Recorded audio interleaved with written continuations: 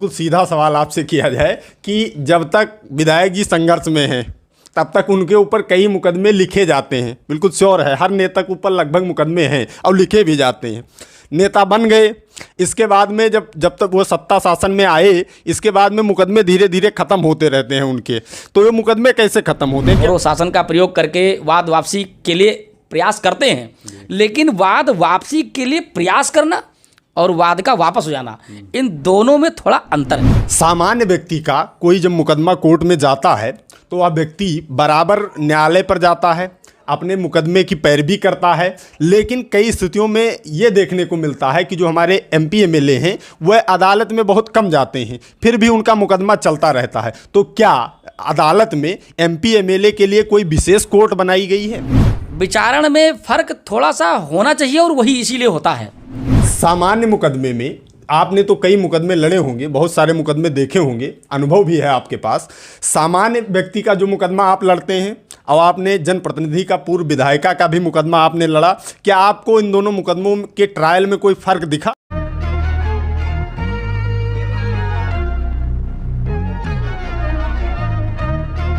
दोस्तों, जब आप लोग कोई अपराध कारित करते हैं या न्यायालय में वैसे ही कोई आप मुकदमा दायर करने के लिए जाते हैं तो आपको न्यायालय में अपने मुकदमे की स्वयं पैरवी करना होता है। अगर आप कोई अपराध कारित करके गए हैं तो न्यायालय में विचारण की कार्रवाई प्रारंभ होगी। वहां अगर आप दोषी करार दिए जाएंगे तो आपको सज़ा दी जाएगी, और अगर आप दोषी करार नहीं दिए गए तो आपको दोषमुक्त कर दिया जाता है। लेकिन दोस्तों, कई भाइयों का सवाल ये था आप लोगों का कि एमपी एमएलए कोर्ट की कार्रवाई कैसे होती है, आखिर नेता मंत्री विधायक के मामलों की सुनवाई कैसे होती है।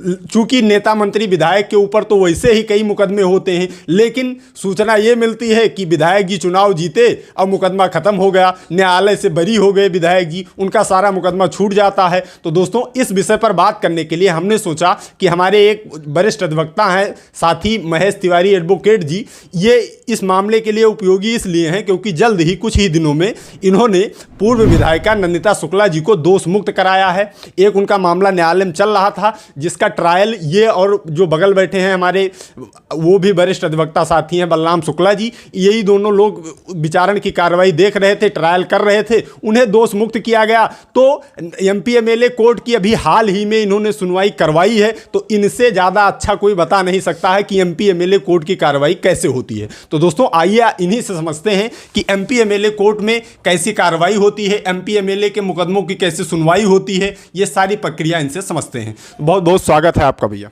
जी धन्यवाद, सभी को नमस्कार। आपने मुझे बुलाया, आपका भी बहुत बहुत आभार। आपको भी नमस्कार, और जो भी हमारे बंधु ऑडियंस मित्र सुन रहे हैं उन सभी को अभिवादन करते हुए मैं नमस्कार अर्पित करता हूँ। सबसे पहले इसी सवाल पर आते हैं कि क्या आरोप था नंदिता शुक्ला जी पर? अभी हाल ही में आपने उन्हें दोष मुक्त कराया है, क्या आरोप था, क्या प्रक्रिया थी, क्या न्यायालय में उन्हें क्यों आना पड़ा? जी बहुत अच्छा सवाल है।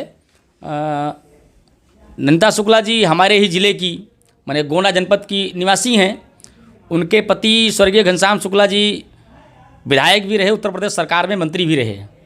2004 में उनकी मृत्यु हो गई थी। उसके उपरांत नंदिता शुक्ला जी प्रत्याशी बनी और नंदिता शुक्ला जी हमारे यहाँ से कई बार विधायक भी रहीं।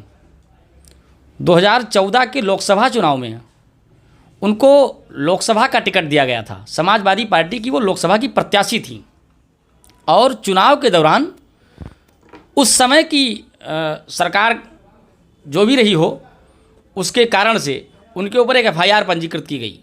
वो एफआईआर 188 आईपीसी की उस समय के प्रेक्षक और उस समय के जो उनके साथ में चलने वाले उड़न दस्ते में शामिल लोग थे, उन लोगों की शिकायत पर एक एफआईआर पंजीकृत की गई थी 2014 में।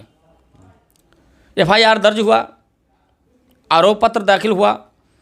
आरोप पत्र दाखिल होने के बाद 2022 में, इसी वर्ष जुलाई में जानकारी मिली, उनका आत्मसमर्पण हम लोगों ने कराया, और आत्मसमर्पण कराने के बाद उनकी जमानत हुई।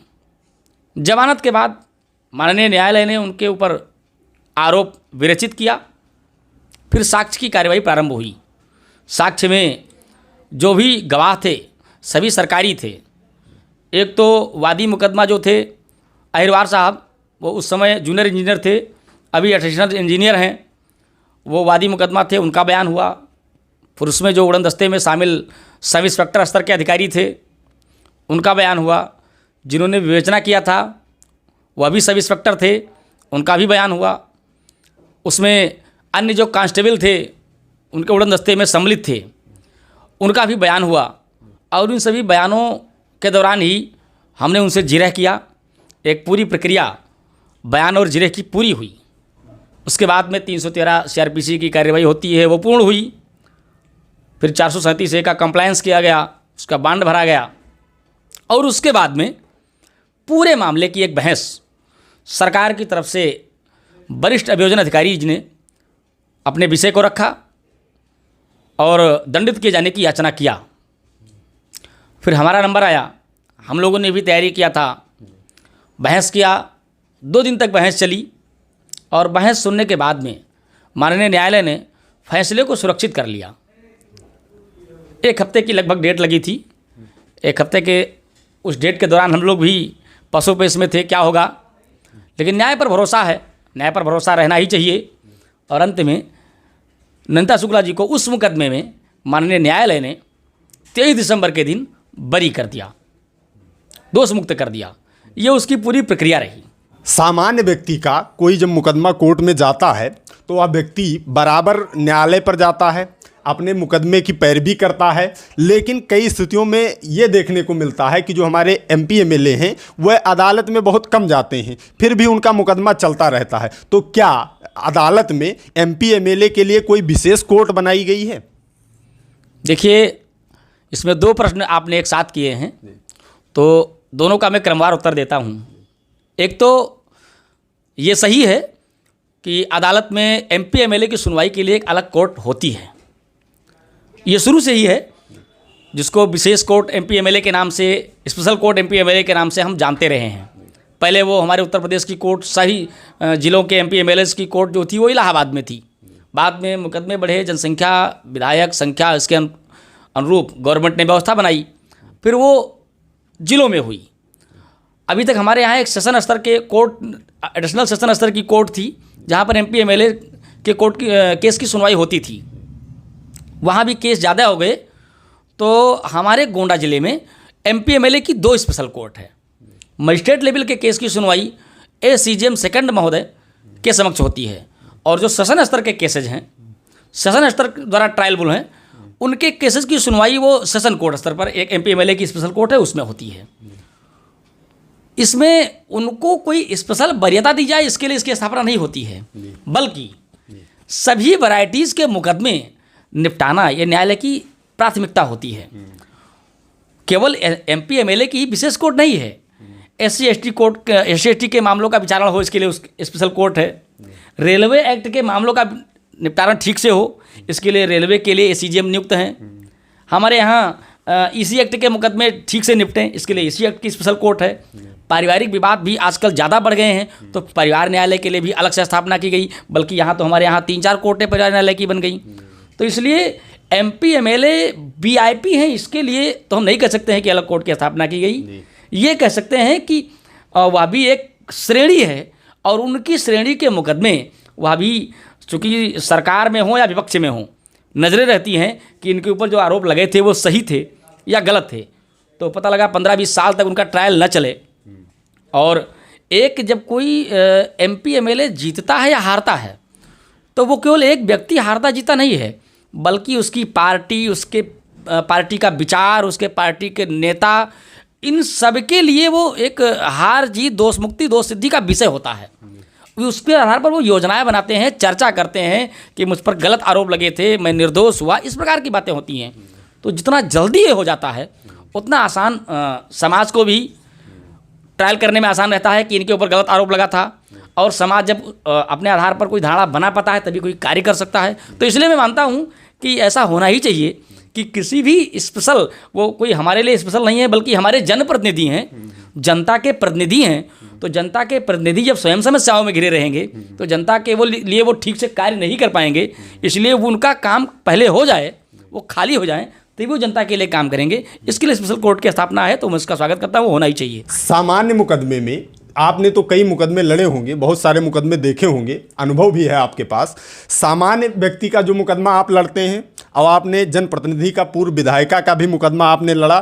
क्या आपको इन दोनों मुकदमों के ट्रायल में कोई फ़र्क दिखा? कोई मेजर चेंजेस हैं इन दोनों के ट्रायल में कि सामान्य आदमी का ट्रायल कुछ अलग तरह से हुआ, इनका कुछ अलग तरह से हुआ? देखिए, जैसा मैंने शुरू में कहा कि कानून की दृष्टि में सभी बराबर हैं, तो इसलिए कोई छोटा बड़ा तो नहीं है, लेकिन उसी कानून की व्यवस्था है कि समाज के हर वर्ग को समय से न्याय मिले। तो जब हम वर्ग के दृष्टि से देखते हैं तो उसमें वंचित, शोषित, पिछड़े, दलित, स्पेशल प्रकार के जो मामले हैं, पारिवारिक, इनके सबके विषय में बराबर ट्रायल्स हों और समय समय पर सबके लिए न्याय मिलता रहे, न्याय की प्रक्रिया चलती रहे। तो इसके लिए हम ये कह सकते हैं कि विचारण में फ़र्क थोड़ा सा होना चाहिए, और वही इसीलिए होता है। जैसे SC/ST कोर्ट के मुकदमे हैं, उनके विषय में सरकार भी देखती है कि एक वर्ष में कितने FIR दर्ज हुए। उस आधार पर यह तय होता है कि SC/ST पर अत्याचार बढ़ रहे हैं या घट रहे हैं या रुके हुए हैं। इसी प्रकार से जब MP MLAs के विषय में देखते हैं तो मुकदमे बढ़ रहे हैं या घट रहे हैं, इसके आधार पर समाज और सरकारें दोनों धारणा बनाती हैं कि MP MLA अराजक हो रहे हैं या नहीं हो रहे हैं। इसके आधार पर हो जाता है। तो इसके लिए सरकार भी और माननीय उच्च न्यायालय, उच्चतम न्यायालय भी ये दृष्टि रखती है, और उच्चतम न्यायालय तो हर सप्ताह निगरानी करती है SC/ST में जो मुकदमे चल रहे हैं उनमें से कितने का डिस्पोजल एक महीने में हुआ, पॉक्सो के जो मुकदमे चल रहे हैं उनमें से एक महीने में कितने का डिस्पोजल हुआ। उसी आधार पर माननीय उच्चतम न्यायालय, उच्च न्यायालय यह भी पूछती है कि जो MP MLAs की कोर्ट में मुकदमे चल रहे हैं उनमें कितना डिस्पोजल हुआ। उसका एक ही कारण होता है कि इसके आधार पर समाज में एक हम आकलन कर सकें कि वास्तव में इस प्रकार के लोग आरोप जो मुक्त या सिद्ध हो रहे हैं उनके विषय में धारणा क्या बनाई जाए। अगर आरोप मुक्त हो रहे हैं तो इसका मतलब FIR गलत थी, अगर आरोप सिद्ध हो रहे हैं तो इसका मतलब वो अराजक थे। तो अराजक थे तो उनके विषय में कोई कानून आना चाहिए, उनको कंट्रोल करने का, उनको ठीक करने का, उनके ऊपर से अपराध नियंत्रित करने का। तो ये तभी संभव है जब ट्रायल जल्दी होंगे। तो ट्रायल जल्दी का मतलब कोई उनको फैसिलिटी देना नहीं है, ट्रायल जल्दी का मतलब कोई उनको वरीयता देना नहीं है, कोई उनके लिए प्रशस्ति पत्र या सम्मान जैसा विषय नहीं है, बल्कि उनके विषय में सरकार का और माननीय न्यायालय का ठीक प्रकार से आकलन हो सके कि इनके विषय में क्या निर्णय लेने चाहिए, इनके विषय में और किस कानून की आवश्यकता है। इसके लिए वो थोड़ा एक विचारण में फर्क रहता है। दूसरी बात, सामान्य व्यक्ति मुकदमे लड़ते हैं तो उन्होंने जितना पढ़ा लिखा है, समझा है, बुझा है या किसी से सलाह लिया है, उसके आधार पर वो अधिवक्ता नियुक्त करते हैं। जो MP MLA हैं वो जनप्रतिनिधि हैं, समाज में रहते हैं, सामाजिक अनुभव भी उनको होता है, जनता के वो अगुवा भी होते हैं। तो इसलिए हम कह सकते हैं कि वो जागरूक नागरिक होते हैं। जब जागरूक नागरिक होते हैं तो उनके हर कार्य में जागरूकता दिखती है, और वो अधिवक्ता चयन करते समय भी जागरूकता का परिचय देते हुए अच्छे अधिवक्ता का चयन करते हैं। हालांकि अधिवक्ता कोई खराब नहीं है, मैं आपके माध्यम से किसी अधिवक्ता की निंदा नहीं कर रहा हूँ, फिर भी ये कानून का विषय है और हर व्यक्ति इसके विषय में अलग धारणा, अलग तैयारी, अलग जानकारी रखता है। तो जब हम अच्छे व्यक्ति का चयन करते हैं, अच्छे अधिवक्ता का चयन करते हैं, जुझारू अधिवक्ता का चयन करते हैं, ईमानदार अधिवक्ता का चयन करते हैं, परिश्रमी अधिवक्ता का चयन करते हैं, तो न्याय मिलने में सुगमता भी होती है और न्याय मिलने में एकदम क्लियर भी होता है कि न्याय मिलकर ही रहेगा। तो इसलिए हम कह सकते हैं कि वो लोग अच्छे अधिवक्ता चयन करते हैं तो उनके विचारण में समय कम लगता है। अधिकतर मामले जनता के बीच के इसीलिए लटके रहते हैं कि कभी वकील साहब ने टाल दिया, कभी फीस नहीं दे पाए, कभी पैरवी के लिए नहीं आ पाए, तो जो मामला 2 साल में निपटना था वो मामला 15 साल के लिए चला जाता है। जब इन चीज़ों में वो फीस भी देते हैं, वो तैयारी भी कराते हैं, वो जागरूक भी हैं, अच्छे अधिवक्ता का चयन भी करते हैं, तो इसलिए उनके विचार में फ़र्क दिख ही जाता है, जल्दी न्याय मिलता है। इतना फ़र्क होता है, ये मैं कह सकता हूँ। यानी जागरूकता के आधार पर होता है, क्योंकि उनके पास जागरूकता है, वो पढ़े लिखे हैं, उनके पास पैसा है, तो अच्छे अधिवक्ता नियुक्त कर सकते हैं, तो उससे जल्दी कार्रवाई हो जाती है। ये आपका कहना हुआ। अब बात करते हैं आगे कि अगर कई लोगों का सवाल रहता है, बिल्कुल सीधा सवाल आपसे किया जाए कि जब तक विधायक जी संघर्ष में हैं तब तक उनके ऊपर कई मुकदमे लिखे जाते हैं, बिल्कुल श्योर है, हर नेता के ऊपर लगभग मुकदमे हैं और लिखे भी जाते हैं, नेता बन गए, इसके बाद में जब तक वो सत्ता शासन में आए, इसके बाद में मुकदमे धीरे धीरे ख़त्म होते रहते हैं उनके।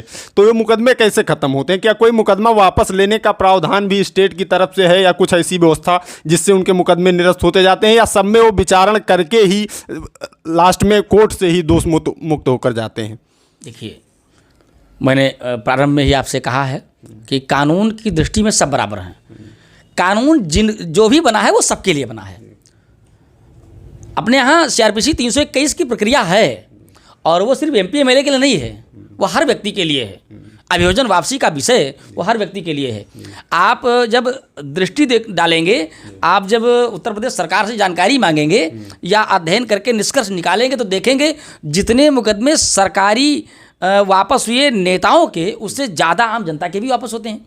तो इसलिए हम ये तो कह सकते हैं कि मुकदमे के वापसी की व्यवस्था कानून में है, लेकिन सभी के वापस ही हो जाते हैं, ऐसा हम नहीं कह सकते हैं। दूसरी बात जो आपने कहा कि जैसे ही वो संघर्ष करते रहते हैं और सत्ता में आते हैं तो उनके मुकदमे वापस हो जाते हैं या ख़त्म हो जाते हैं जल्दी।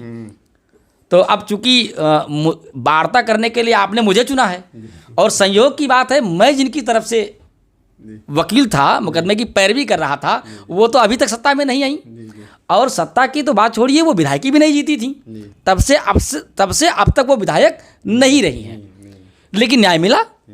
तो अगर शासन सत्ता हमारे विपरीत भी हो, हमारी विपरीत मानसिकता के साथ कार्य भी कर रही हो, शासन सत्ता के लोग हमारे खिलाफ आकर के गवाही भी दे रहे हों, तब भी अगर हमारी तैयारी ठीक है, तब भी अगर हमारा पक्ष न्याय का है, अगर हम सत्य के साथ हैं, तो हमारी विजय सुनिश्चित है। क्योंकि न्याय सर्वोपरि है, न्यायालय सर्वोपरि है, और न्याय के लिए हम सभी काम अगर ठीक से करते हैं तो वो मिलता है।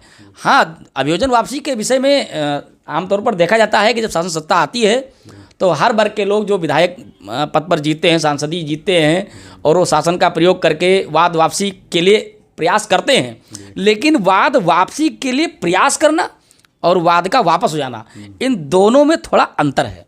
प्रयास वो करते हैं, गवर्नमेंट भेजती है, वहाँ से संतुष्ट होकर के रिपोर्टें भी आती हैं, DM साहब के माध्यम से कोर्ट में दाखिल भी होती है, लेकिन उस पर सुन करके स्वीकार करने का कार्य न्यायालय का होता है। अगर न्यायालय को लगता है कि इस प्रकार का जो मुकदमा है यह स्टेट के विरुद्ध था, सरकार के विरुद्ध था, जघन्य था, और इस जघन्य मुकदमे में अगर वाद वापसी पर मैंने आदेश किया तो समाज में एक भय, समाज में एक डर, न्यायालय के प्रति एक सम्मान का भाव कम होगा, तो न्यायालय ऐसा अस्वीकृत भी कर देती है। मैं आपको अपने मुकदमे के बारे में बताऊं जिसका ट्रायल मैं कर रहा हूं। मैंने देखा है कि मेरा मुवक्किल अभियुक्त है, और उसके वाद की वापसी की पूरी प्रक्रिया शासन स्तर से वापस आ चुकी है। शासन स्तर से लिख करके आया है कि वाद वापस किया जाना चाहिए। DM साहब के यहाँ से कोर्ट में पत्रावली दाखिल भी है, हमने बहस भी कर दी है, लेकिन उसके बावजूद वाद वापस नहीं हुआ है। इस आधार पर हम कह सकते हैं कि वाद वापसी हो या वाद सिद्धि हो या वाद की पैरवी हो, ये सरकारें कर सकती हैं, लेकिन उस पर अंतिम निर्णय न्यायालय करता है, और न्यायालय सही ही करता है, इतना हम कह सकते हैं।